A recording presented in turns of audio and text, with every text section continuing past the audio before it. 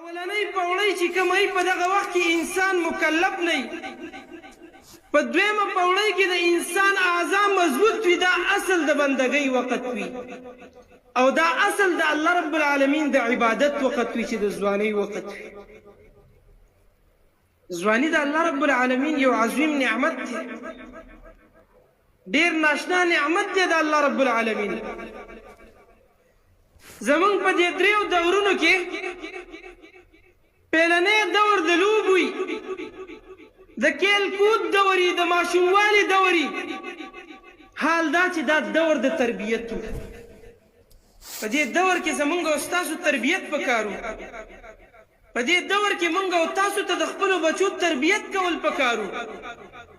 خو مونږ دا دور د کیل کود دور جوړ کړ، د ماشوموالي دور مونږ دا د لوبو دور جوړ کړ. دویمه مرحله د ځوانۍ و، دا دور د عبادت و. په دې دور کې د الله رب العالمین بندګي پکار وه، په دې دور کې الله رب العالمین راضي کېدل پکار و. خو دا دور مونږ د مستۍ او د عیش عشرت او د عیاشۍ دور وګرځو. که نوجوان مستی کوي، ورانې کوي، مونږ څه وایو؟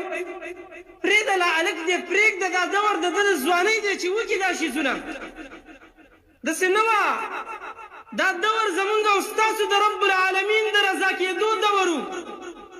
دا خو هغه دور و چې الله په مونږ انعام وکړو، الله مونږ ته قوت راکړه، زمونږ جسم یې مضبوط کړو، زمونږ خواهشات په دې کې اگر چې ډېر خو جسم یې مضبوط راکړی چې دا بندګان په دې دور کې د الله عبادت وکړي.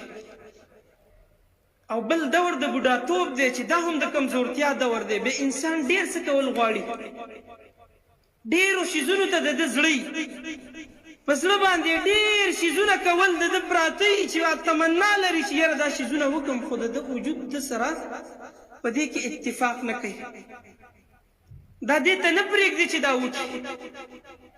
نو اصل د عبادت دور او د الله رب العالمین په دې راکړې زندګۍ کې بهترین وخت دا ځواني ده. ځکه الله رب العالمین په قرآن کریم کې د سورة الکهف دا واقعه چې راوړي، د غار والو واقعه چې خپل ایمان یې بچ کوو او د بادشاه نه پټ شو او هجرت یې وکړو، په غار کې پناه واخسته.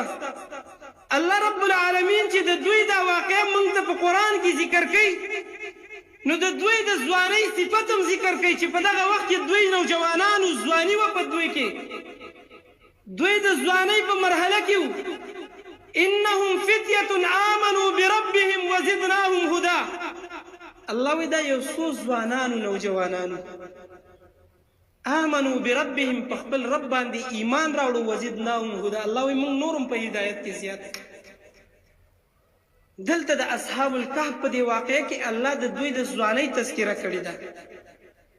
نو دا یو ناشنا نعمت وي چې بنده د په ځوانۍ کې سره د ده چې د ده خواهشات ډېر په جذباتو کې په ده باندې د خواهشاتو جذبه ډېره وي، دا په دې خپلو خواهشاتو خپې کېږدي او د رب العالمین بندګي کوي. دا عمل الله ته ډېر خوښ دی. ځکه د سورة الکهف په دې واقعه کې الله د کهف والو په باره کې دا د ځوانۍ ذکر وکړ. دغه شانتې زما محترمو حدیث کې راځي، د الله رسول صلی الله علیه وسلم فرمایي: سبعة یظلهم الله فی ظله یوم لا ظل الا ظله.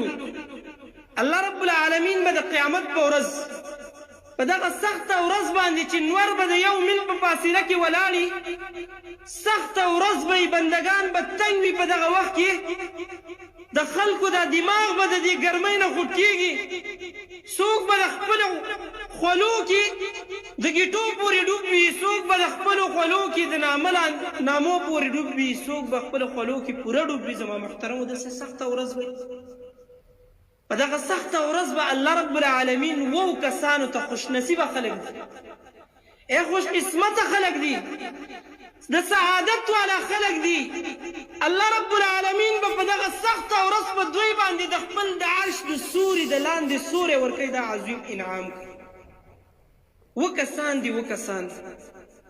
په هغه وو کسانو کې یو کس وشاب او هغه نوجوان دی او هغه ځوان دی نشا فی الله چې خپل ځواني را واخستله د خواهشاتو غلبه ورسره وه خو په خواهشاتو باندې خپې کېښوستې د خپله ځواني را واخستله او دا یو عظیم نعمت وګڼل د خپل رب العالمین په بندګۍ کې ورونخته د الله رب العالمین بندګۍ ته لاندې وته د الله رب العالمین د رضا کېدو کوشش یې وکړه په ځوانۍ کې د الله رب العالمین عبادتونه کول د الله رب العالمین طاعات یې کو دغه نوجوان ته الله رب العالمین د قیامت په ورځ په هغه سخته ورځ کې د خپل عرش د سوري لاندې سوری ورکوي وشاب نشأ فی عبادت الله